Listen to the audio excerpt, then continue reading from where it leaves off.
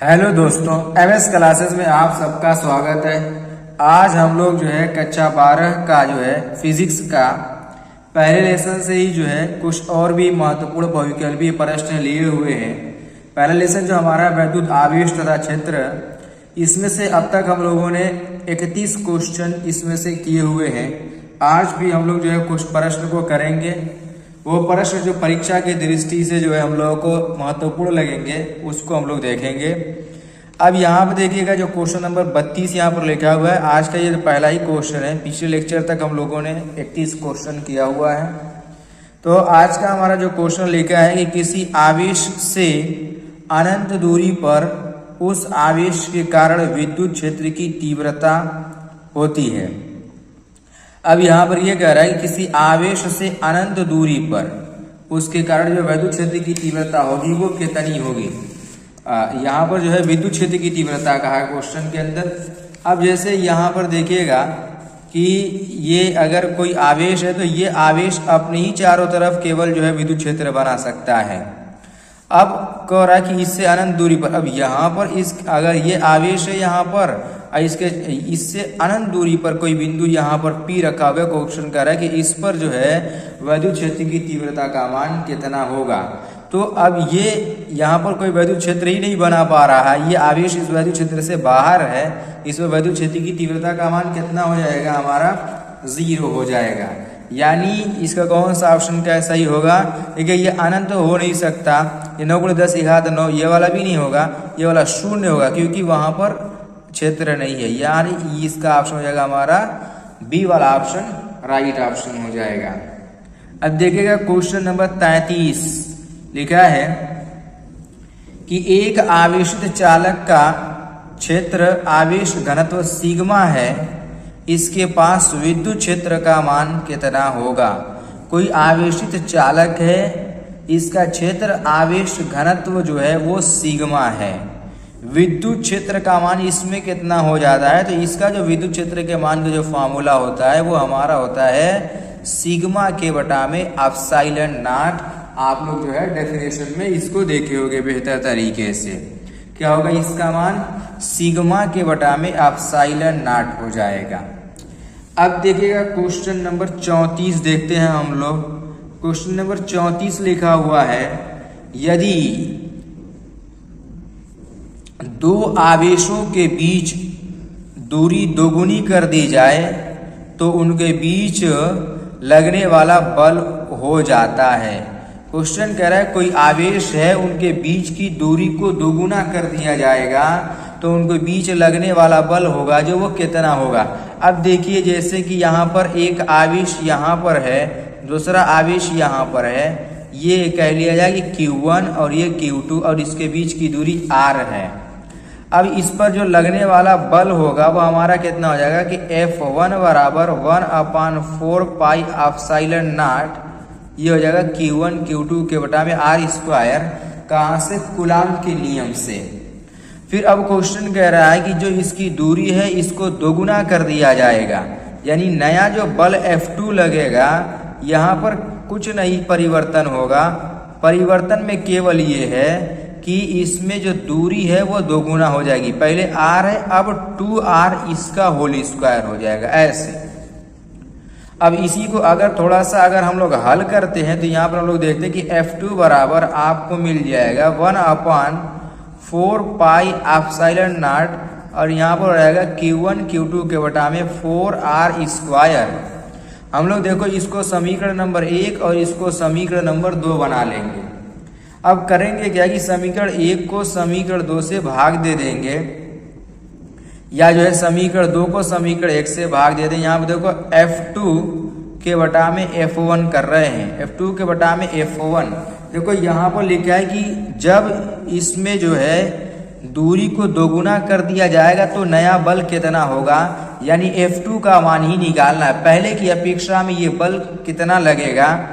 अब देखिएगा यहाँ पर डायरेक्ट थोड़ा सा कर रहे हैं, ये F2 का मान 1/4 पाई एप्सिलॉन नॉट से इसमें 1/4 पाई एप्सिलॉन नॉट कट जाएगा, भाग दे रहे हैं, ये इससे पूरा कट जाएगा। Q1 से Q1 कट जाएगा और यहाँ पर क्या बचा, 1/R² से R² जाएगा, कितना बचेगा, 1/4 बच जाएगा हमारा यहाँ पर। और यहाँ पर क्या हो गया, केवल ये Q1 Q2 ये सब कट उड़ गया, सब खत्म हो गया, केवल बचा देखो ये 1/4 कैसे है, देखिएगा ये तो ऊपर ही लिखना है, यहाँ पर देखो लिखा है ये बटे में है ना, तो ये बटे का बटा यहाँ पर नीचे चला आता है। जैसे यहाँ पर अगर देखो मैं पूरा करके अगर दिखाना चाहूँ तो यहाँ पर हो जाएगा 1/4 पाई एप्सिलॉन नॉट इंटू यहाँ पर क्या हो जाएगा Q1 Q2 के बटा में R स्क्वायर, और यहाँ पर अगर 1/4 pi epsilon not into Q1 Q2 के बटा में 4R स्क्वायर, ये हो जाएगा। अब देखो ये इससे कट गया, ये इससे कट जाएगा और ये इससे कट जाएगा, तो यहाँ पर क्या है देखो ये इसके साथ जाता है और ये वाला हमारा इसके साथ चला आता है, यही होता है ना। तो यहाँ पर ये देखो ऊपर ये सब 1 1 है, इसका इसमें गुणा करेंगे, ये कितना बचा, ऊपर 1 हो गया, यहाँ पर भी हमारा 1/4 हो जाएगा।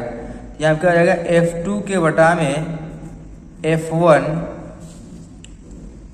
एक मिनट यहाँ पर देखो यहाँ पर 4 रहेगा, ये F2 का मान यहाँ पर रहेगा तो यहाँ पर नहीं रहेगा, यहाँ पर 4 रहेगा, यहाँ कितना बचेगा 1/4 ये बचा ना।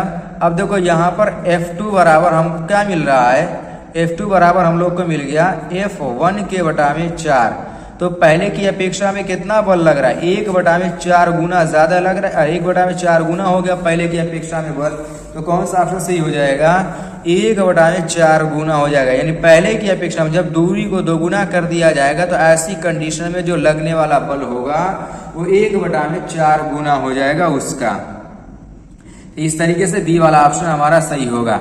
अब देखिएगा प्रश्न संख्या 35 लिखा हुआ है कि वैद्युत बल रेखाएं चलती हैं। वैद्युत बल रेखाएं कैसे चलती है, धनावेश से ऋणावेश की ओर, ऋणावेश से धनावेश की ओर, धनावेश तथा ऋणावेश दोनों में, इनमें से कोई नहीं।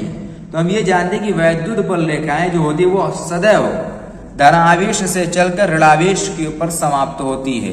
इसका कौन सा ऑप्शन सही हो जाएगा, पहला वाला ऑप्शन हमारा इसका सही हो जाएगा, यानी धन आवेश से ऋण आवेश की ओर ये वैद्युत बल रेखाएं हमारी चलती हैं। अब देखिएगा प्रश्न संख्या 36 लिखा है कि फ्लक्स घनत्व का मात्रक होता है। फ्लक्स घनत्व का मात्रक इसके अंदर पूछा हुआ है। देखिए ये वेबर नहीं होगा क्योंकि वेबर जो होता है ये हमारा चुंबकीय उसका क्या बोलते हैं विद्युत चुंबकीय क्षेत्र का मात्रक होता है। यहाँ पर जो है फ्लक्स घनत्व का जो मात्रक होगा वो हमारा होगा टेस्ला, यानी 36 का जो ऑप्शन होगा वो सी वाला ऑप्शन होगा। फ्लक्स घनत्व का मात्रक हमको क्या मिल रहा है, टेस्ला हो जाएगा। इस तरीके से हमारा क्वेश्चन संख्या 36 हो गया। अब देखिएगा यहाँ पर क्वेश्चन संख्या 37 लिखा है समरूप विद्युत क्षेत्र की तीव्रता E हो तब इनमें रखे गए प्लस Q आवेश पर लगा बल। अब कोई कह रहा है कि कोई समरूप क्षेत्र की तीव्रता E है, उस पर लगने वाले बल की गणना करनी है। तो हम ये जानते हैं कि वैद्युत क्षेत्र की तीव्रता का जो फॉर्मूला होता है वो क्या होता है, E बराबर F के बटा में Q होता है। तो F का मान इसमें से क्या मिल जाएगा हमको, QE कह लो या EQ कह लो, दोनों बात सेम है। तो लगने वाला बल हमारा क्या हो रहा है, QE होना चाहिए। अब देखिएगा यहाँ पर लिखा F बराबर QE या EQ दोनों बराबर सही है। F बराबर EQ, ये तो बटे में आ गया, बिल्कुल सही होना चाहिए, नहीं होना चाहिए। ये 2E लिखा हुआ ये भी नहीं होगा, यानी पहला वाला ऑप्शन हमारा क्या हो जाएगा, राइट ऑप्शन हमारा जो होगा वो पहला वाला, यानी F बराबर क्या हो जाएगा, QE हमारा वैद्युत क्षेत्र की तीव्रता प्राप्त होगी। अब इसके बाद देखिएगा क्वेश्चन संख्या 38 लिखा है एक वैद्युत द्विध्रुव पर पृष्ठ से घिरा हुआ है, एक वैद्युत द्विध्रुव एक पृष्ठ से घिरा हुआ है। कोई वैद्युत द्विध्रुव है। वैद्युत द्विध्रुव क्या होता है, हम जानते हैं कि कोई भी दो आवेश होना चाहिए, दोनों विपरीत आवेश से बनने वाले ध्रुव को वैद्युत द्विध्रुव कहा जाता है। जैसे यहाँ पर एक आवेश यहाँ पर, एक आवेश यहाँ पर, ये प्लस और ये माइनस, ये वैद्युत द्विध्रुव बनाएगा। यहाँ पर लिखा है कि एक वैद्युत द्विध्रुव है जो कि एक पृष्ठ से घिरा हुआ है, पृष्ठ पर कुल वैद्युत फ्लक्स कितना होगा। तो पृष्ठ पर जो वैद्युत फ्लक्स का जो मान होता है उसके पृष्ठ पर, जिससे पृष्ठ से जो घिरा हुआ है उसके पृष्ठ पर जो वैद्युत फ्लक्स का मान हो जाएगा उसका मान जो मिलेगा वो शून्य मान प्राप्त होता है।